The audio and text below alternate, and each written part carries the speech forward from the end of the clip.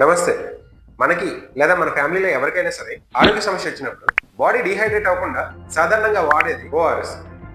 అయితే మనం వాడే ఓఆర్ఎస్లో చాలా వరకు ఫేక్ ఓఆర్ఎస్లు ఉన్నాయనే విషయం మీకు తెలుసా? ఈ ఫేక్ ఓఆర్ఎస్ల గురించి తెలుసుకోపోయినట్లయితే మనకు వచ్చిన ప్రాబ్లం తగ్గకపోగా ఇంకా పెరుగుతుంది.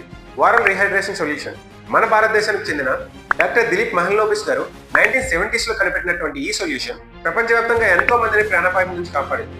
దీని ఇంపార్టెన్స్ గుర్తించిన WHO తన ఎసెన్షియల్ లిస్ట్ ఆఫ్ మెడిసిన్స్ లో దీన్ని కూడా చేర్చింది. విరోచనాలు, వాంతులు, జ్వరం లాంటివి వచ్చినప్పుడు ఫ్లూయిడ్స్ మరియు సోడియం, పొటాషియం అండ్ క్లోరైడ్ ఎలక్ట్రోలైట్లను ఇమీడియట్ గా రీస్టోర్ చేసి బాడీ డిహైడ్రేట్ అవ్వకుండా కాపాడుతుంది. కొన్ని ఫుడ్ ప్రాసెసింగ్ కంపెనీలు జనాల్ని, ముఖ్యంగా చిన్నపిల్లల్ని అట్రాక్ట్ చేసి తమ సేల్స్ ని పెంచుకోవడానికి WHO ఫార్ములేషన్స్ మార్చేసి ఆర్టిఫిషియల్ స్వీట్నర్స్ ని యాడ్ చేసి అట్రాక్టివ్ అడ్వర్టైజ్మెంట్స్ అండ్ కవర్స్ తో అమ్ముకోవడం మొదలుపెట్టాయి.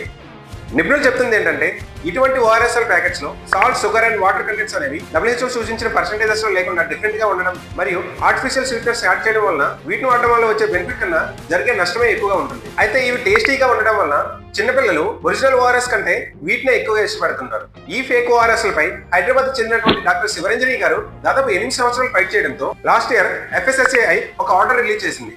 దీని ప్రకారం WHO ఫార్ములేషన్స్ విరుద్ధంగా ఉన్నటువంటి డ్రింక్స్ ఏవి కూడా వాటిపై ఓఆర్ఎస్ అనే పేరు ముద్రించుకోకూడదు.